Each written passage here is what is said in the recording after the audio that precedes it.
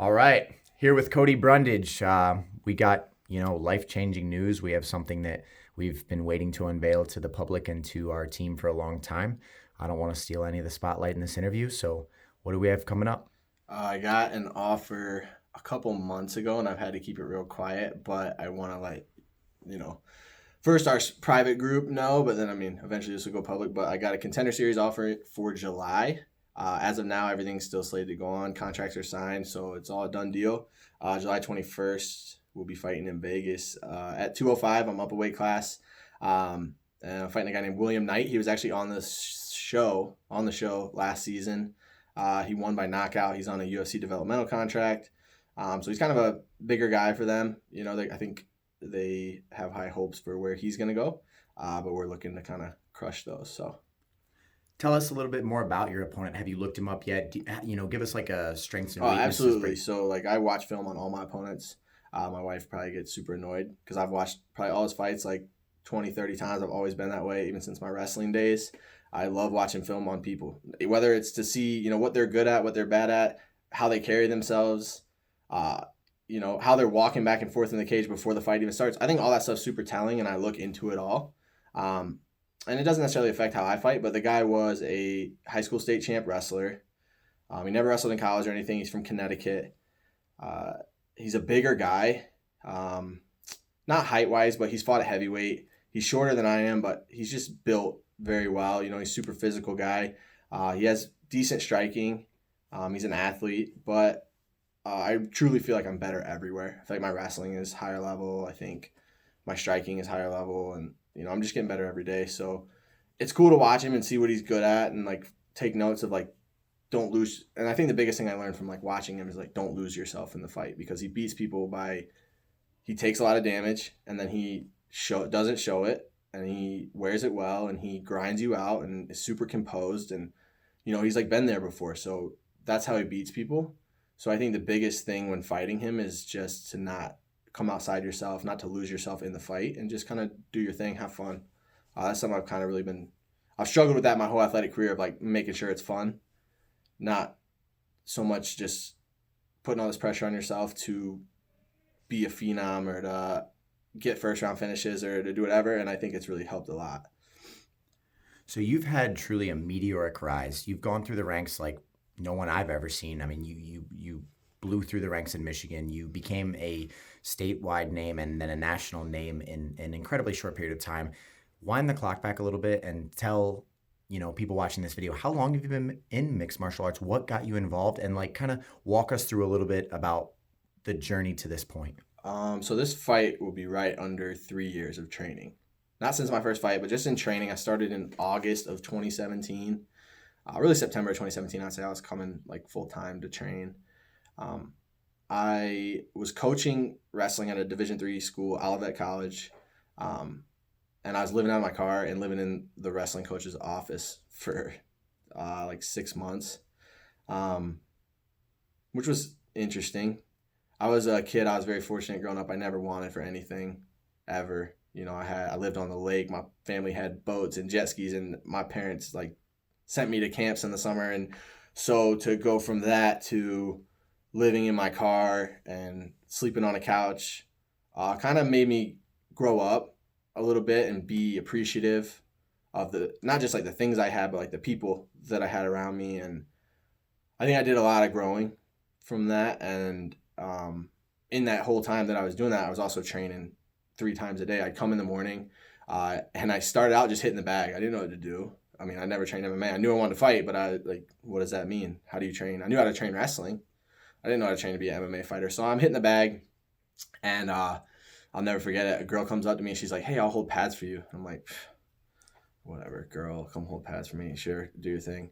And I'm punching, and she's just talking the most crap when I'm punching, absolutely demolishing what I'm doing. And I was a guy who always busted it. I would hold Fight Club at my wrestling college at Newberry College. We would go in the wrestling room, put on 16-ounce Dick's Sporting Goods gloves, $1 mouthpieces, and just have at it. And I was I'm tough. I'll take these guys out. And she's just ripping me on the pads. Fast forward to now, that's my wife, and she still does the same thing. So, not much difference there. But no, so from a very early point in my career, I had her in my corner supporting me, wanting me to be successful. I had James pouring a lot into me. And I felt like I've always felt like this. I'm super spoiled. And I've always had a support group around me that really wants me to be successful. So anyway, I was working. I'd come train in the morning, drive to Olivet, which is about an hour and a half from here. I'd wrestle with the team, practice, come back up at night for night class, and train for another hour and a half. My second or third day at the gym, like I said, I was not a good fighter. I didn't know how to fight. I knew how to be tough and push forward. My second or third day at the gym, I remember doing beginning boxing class in Dante Brown's boxing class. I think we were going over like a jab. So I'm like, okay, well, I guess I can figure this out, right? I'll figure this jab out. And James comes over to me, and it's the only day in the history of SOS we've ever done this, to my knowledge. 100% sparring day, because we're going to just, we got to put ourselves there. James said this. James told us, I remember that night James saying, we're going to do this once a month because we got to put ourselves there. Never done it since, never did it before. It was a one-time thing, 100% sparring. James comes up to me. He said, I'm going with Jackson Ross at the time. Those of you who don't know Jackson Ross, he's a heavyweight wrestler for Michigan. Big kid, right? He comes at me. He says, hey, see that heavyweight over there? He points at Josh Parisian. I say, yeah, I see him. He says, you're going to go with him because you're the next biggest guy. I immediately look at Jackson Ross and say, hold on a second. This guy's got 40 pounds on me, and he's bigger. I didn't say that, though. I just thought it in my brain. And he's like, you want to go with him? And I've never said no to a fight in my life. And James is like, you want to say it? You're going to spar with him? I'm like, all right. So we go in the cage. I got my $29 Dick's Sporting Good gloves on, my $1 mouthpiece, and 3 days of learning to throw a jab. So I get in there.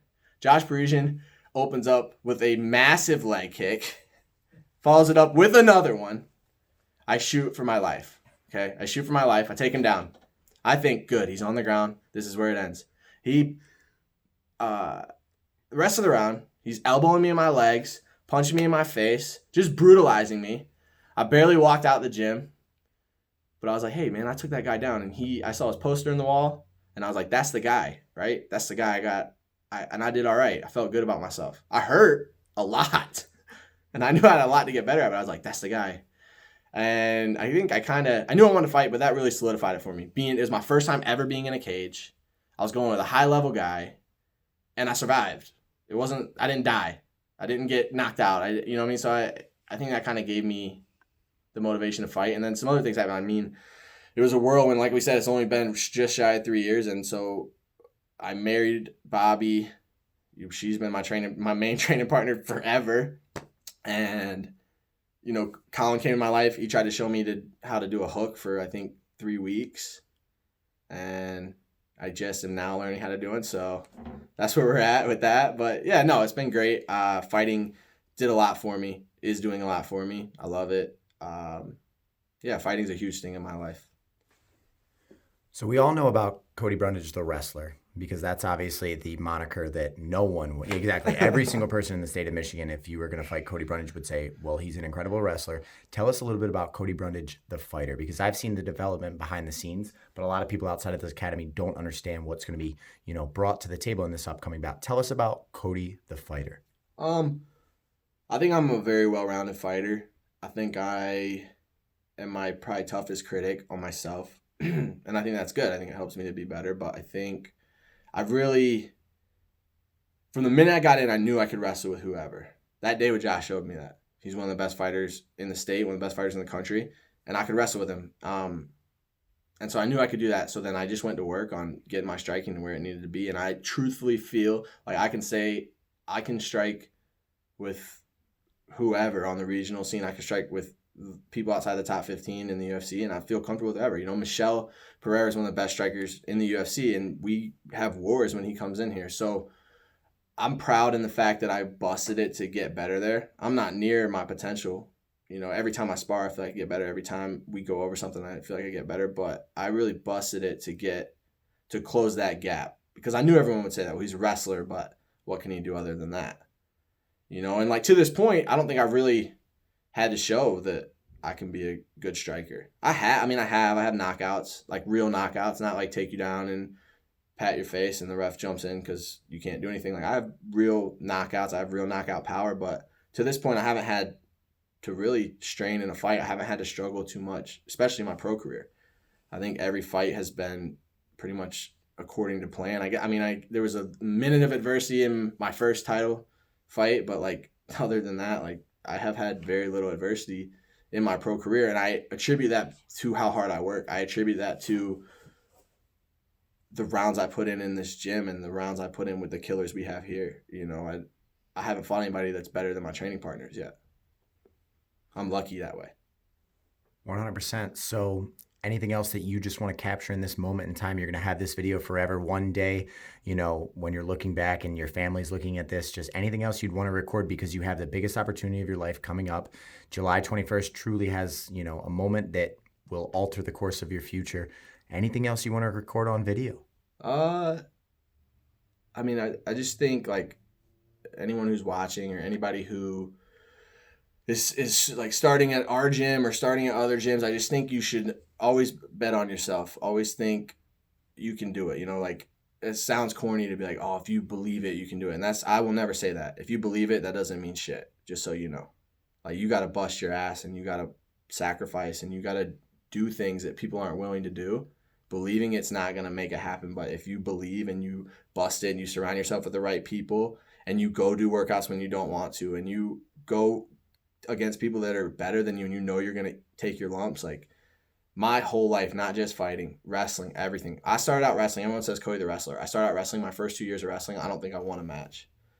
I wanted to quit so bad. I told my dad I'm quitting. And he said, you're not quitting. Then I won my first match. Then I had my first winning season. Then I qualified for the national tournament. Then now I'm fighting. And so, you know, adversity is something that it can make you quit. It can make you break down, but it's also the biggest motivator. Challenges are the biggest motivator. You get in.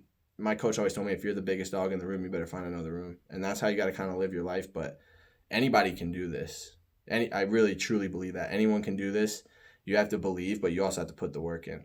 So don't be one of these people who's like, oh, I believe in myself and I want to make it and I'm going to make it and I'm going to do all these things and then have no work to back it up, because you won't, and you'll be disappointed every time. But if you actually believe in yourself and put in the work, then anybody can do it.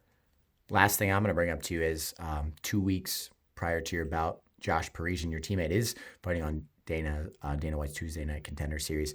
How does that make you feel? How cool is that, having another guy side by side that's prepping for that moment? Just a little bit about Josh, and then at the end of this interview, I'd like you to say, how can people follow you? How can they support your career? What if someone sees this and wants to sponsor you? They want to back, you know, this journey to the top. Please let them know how to do so.